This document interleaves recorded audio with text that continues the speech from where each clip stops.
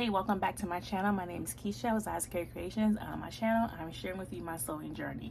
So today's video, really, I'm just going to take some time to get this table cleared off, to clean up my room a little bit. I purchased some items from Joann Fabrics and Hobby Lobby over the weekend, and I have not had time to put those things away, but I need to get my table cleared off so I can continue working on my McCall sweater. And right now, the room is not in any shape for me to continue working on that project. So I need to take some time and get my room cleaned, and that's what I'll be doing here.